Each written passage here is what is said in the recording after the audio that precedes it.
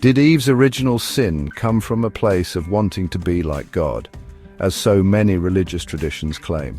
Or was the serpent implanting doubt in her mind when he said, "You shall be like God," implying that she was not already divine and made in the image of God, and perhaps she was just another beast of the field like the serpent himself was?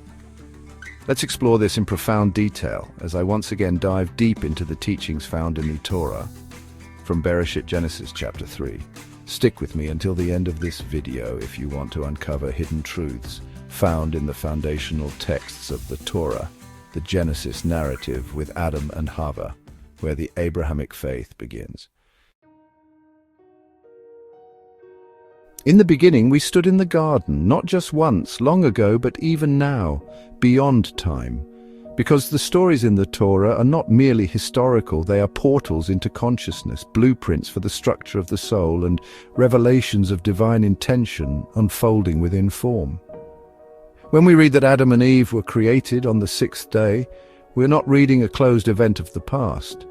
We are encountering an eternal reality that still vibrates within us.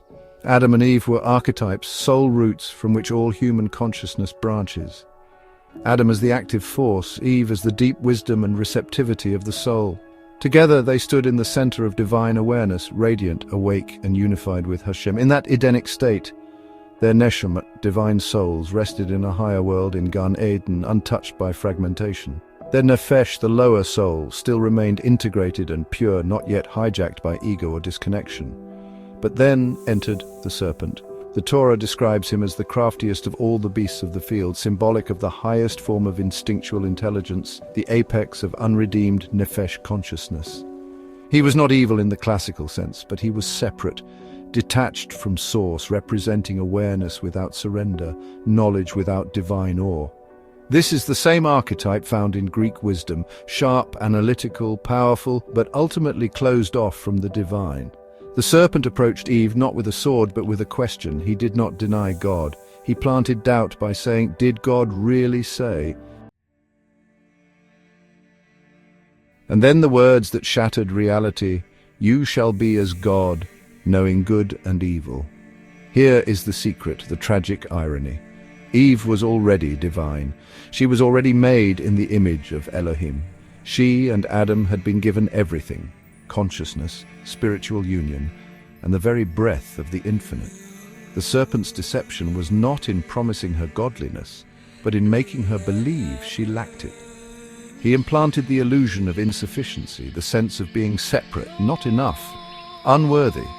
This moment, the moment when Eve doubted her own divine identity, is the root of all exile, because from that one seed of doubt grew the entire human drama of fragmentation, struggle, shame, and striving.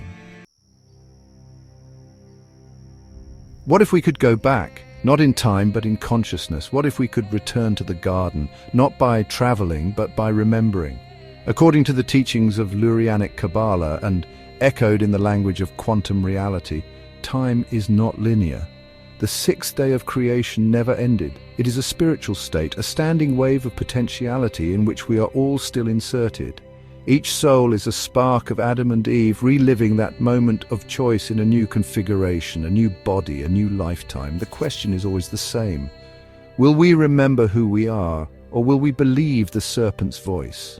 The serpent still lives inside us, not as a monster, but as a frequency, a voice that emerges from the unrefined nefesh, from the lower self that only sees survival, pride, fear, and craving. He whispers, "You are not enough, you are just an animal. You must become like God by knowing, doing, grasping." But now we can answer him. We can say, "No, I am already divine. I already contain the breath of Hashem. My neshama is still in Eden. I have only forgotten. I've only fallen asleep in the illusion of separation." When we remember our divine nature, when we reclaim our holy self, the sixth day is redeemed. Because the tree of life and the tree of knowledge, perhaps they were not two trees at all. Perhaps they were one and the same, and the fruit it bore depended entirely on the consciousness of the eater. When Eve ate in doubt, fear, and desire, she accessed the fruit as duality.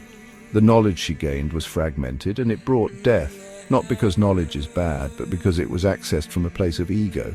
But if she had eaten with faith, love, and wholeness, perhaps the fruit would have been life itself.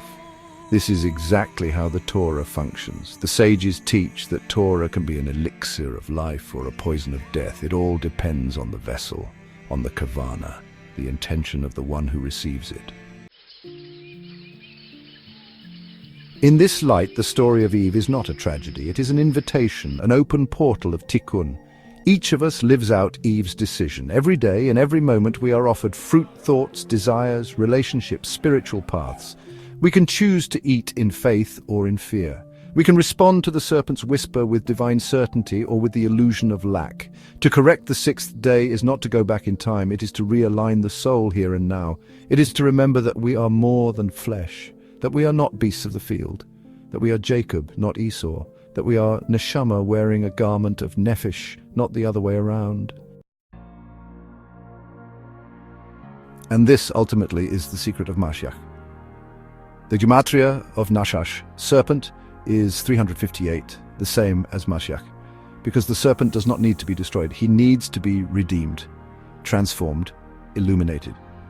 The raw power of the nefesh is not evil, it is exiled. When it is brought into alignment with holiness, it becomes the very vehicle of redemption.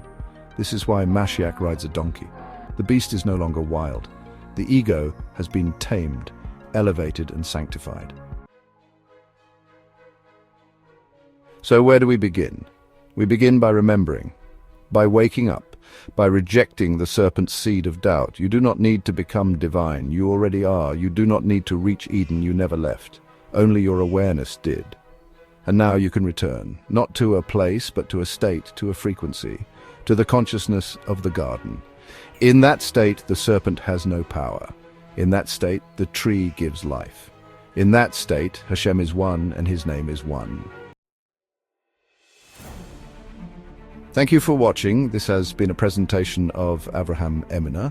The views expressed here are mine alone and are not meant to be an authoritative representation of any one religious tradition.